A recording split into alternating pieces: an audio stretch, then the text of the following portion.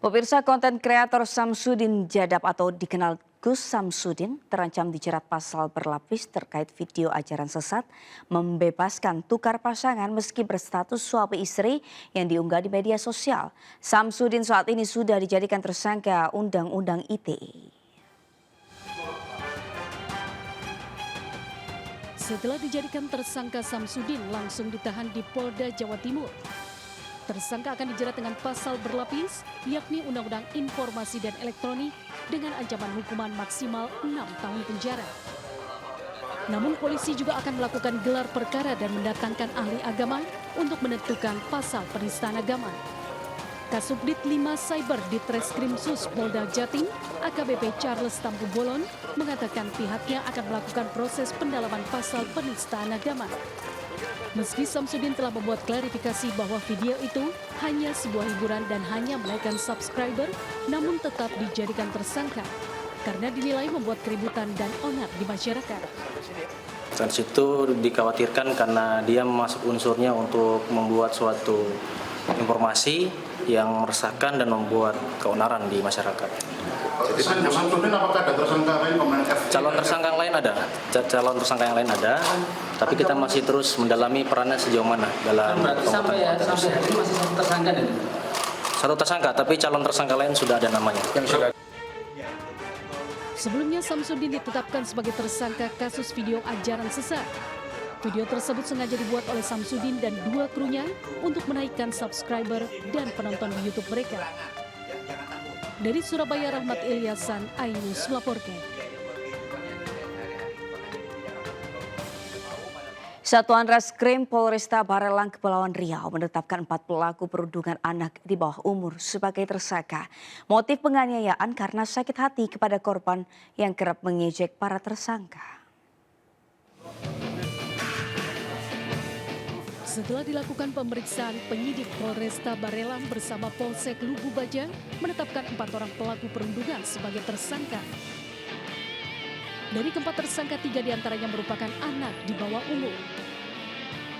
Keempat tersangka merupakan teman satu permainan dengan kedua korban. Para tersangka tega melakukan perundungan karena sakit hati, sebab kedua korban sering mengejek dan menuduh para tersangka mencuri barang milik korban.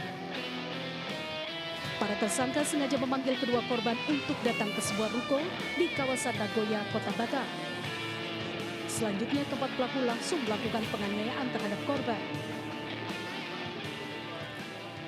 Pelaku ini sering menjelek-jelekan pelaku ya di sini. Informasinya seperti itu. Dan yang kedua yaitu daripada korban ini dituduh istilahnya pelaku ini barang pelaku dituduh ya, dicuri oleh korban. Sebelumnya, viral rekaman video penganiayaan yang dilakukan sekelompok remaja perempuan terhadap 2 remaja perempuan lainnya. Dari Batam, Kepulauan Riau, Gusti Yenusa, iNews melaporkan. Pemirsa, curah hujan dengan intensitas tinggi membuat sejumlah ruas di Jakarta Selatan tergenang. Selain itu, sebuah pohon akasia setinggi 10 meter tumbang dan menimpa mobil. Beruntung tidak ada korban dalam kejadian tersebut. Genangan air setinggi 40 cm merendam badan Jalan Kemang Utara, Mampang Perapatan usai hujan dengan intensitas tinggi.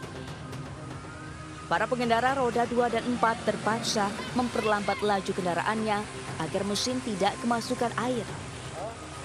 Kawasan Kemang Utara menjadi salah satu titik rawan banjir karena luapan aliran Kali Mampang. Petugas sempat menutup sejumlah ruas jalan sehingga membuat arus lalu lintas dari arah Mampang menuju Kemang menjadi terganggu. Khusus di pasar aja nih banjir nih Pak. Banjir sini juga sama di belakang biasanya. Udah tingginya berapa di sini? Ya paling segini. 30-40 ya? Iya, Tapi kalau lalu lintas sempat macet juga atau gimana tadi Pak? Enggak macet, cuman nggak ada yang berani nggak ada berani Sebagian lewat. doang berarti? Sebagian doang. Genangan juga terpantau di Jalan Ciledug Raya di depan Seskoal Kebayoran Lama, Jakarta Selatan. Meski masih bisa dilintasi oleh kendaraan, genangan setinggi 30 cm mengganggu arus lalu lintas Kebayoran Lama menuju Cipulir. Sejumlah petugas PPSU Kelurahan Cipulir disiagakan untuk membantu arus lalu lintas yang mengalami kemacetan akibat genangan. 2 mesin pompa juga dikerahkan untuk mempercepat surutnya air.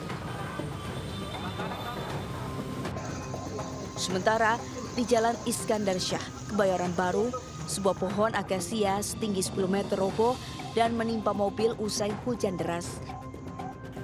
Akibatnya mobil mengalami ringsek pada bagian depan. Beruntung, pengemudi mobil hanya mengalami luka ringan. Dari Jakarta, Den Helmi, iNews melaporkan. Puluhan rumah warga di Brebes, Jawa Tengah rusak akibat bencana tanah bergerak. 35 rumah diantaranya nyaris ambruk sehingga kondisinya membahayakan jika dihuni. Bencana tanah bergerak melanda kawasan permukiman di Dukuh Limbangan, Sridadi, Sirambok, Brebes, Jawa Tengah. Hingga Sabtu kemarin terdapat 78 rumah mengalami kerusakan ringan hingga berat. Menurut warga, tanah bergerak terjadi diawali dengan retak-retak ringan pada dinding rumah. Kondisi tanah terus bergerak hingga puluhan rumah rusak setelah diguyur hujan deras terus-menerus. Terdapat 35 rumah yang rusak berat dan kondisinya nyaris ambruk. Dinding roboh dan lantai retak-retak dengan kedalaman hingga 1 meter. Pas tanggal 25 Februari kemarin, hujan deras hari Minggu, malam Senin, itu memang hujan deras dari sore sampai jam 10 malam, sekitar jam 10 malam, itu memang mengakibatkan retak yang luar biasa sehingga resapan air masuk ke dalam rumah, sehingga imbasnya ke bawah juga di sana, retak banyak yang rusak.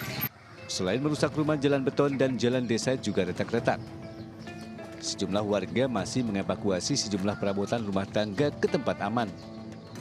Korban tanah bergerak kini mengungsi ke sejumlah sanak saudara. Warga berharap pemerintah bisa merelokasi ke tempat aman. Dari Brebes, Jawa Tengah, Yunibar iNews melaporkan.